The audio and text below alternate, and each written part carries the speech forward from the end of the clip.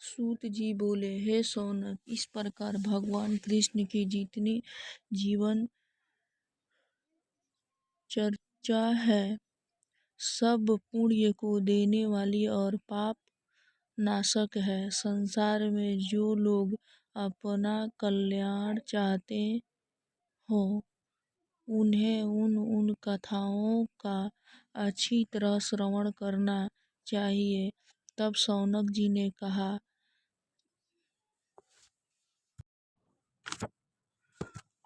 धर्मात्मा सूत जी, आप सैकड़ों वर्षों तक जिए, जो हम मनुष्यों के लिए अपने श्री कृष्ण जी का यह अमृत रूप निर्मल यश कहना आरंभ किया है। हे ऋषि, हमारे विचार में तो यही आता है कि हरिचर्या और भागवत भक्तों के संग से स्वर्ग भी बढ़कर नहीं है।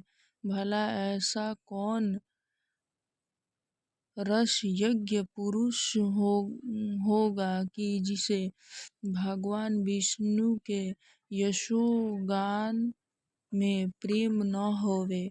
शिव और ब्रह्मा आदिक योगेश्वर श्री निगुण भगवान के गुणों का वर्णन करके अंत नहीं पाते। हे ब्राह्मण, आप सब भक्तों में प्रधान और ज्ञानेंद्रियों में महाज्ञानी हैं, सो आप हम लोगों को विष्णु जी के शुद्ध तथा उदार चरित्रों को सुनाइए, क्योंकि हम लोग इसी विचार से कितने ही दिनों के लिए इस यज्ञ का अनुष्ठान करके यहाँ एकत्र हुए हैं। हे महात्मे, अब आप हम लोगों को यह बतलाइए कि सुखदेव मुनि के कहे इस ज्ञान से राजा परीक्षित को मोक्ष प्राप्त हुआ था।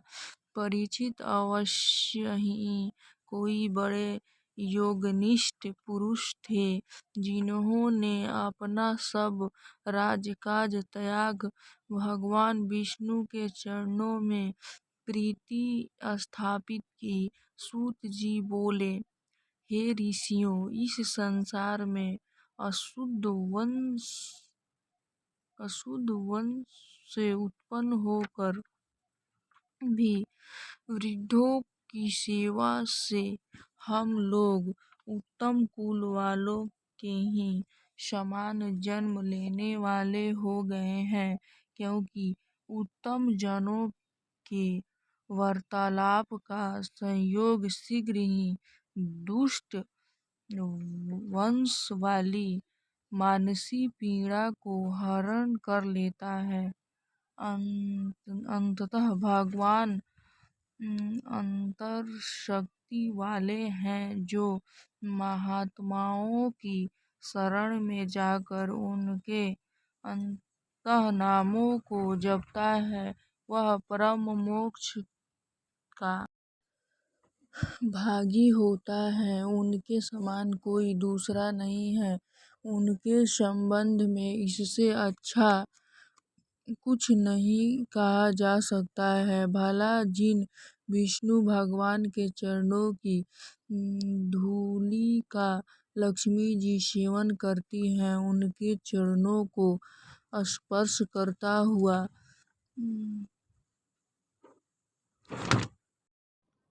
ब्रह्मा जी का अर्थ के लिए दिया जल महादेव जी सहित संसार को पवित्र करता है।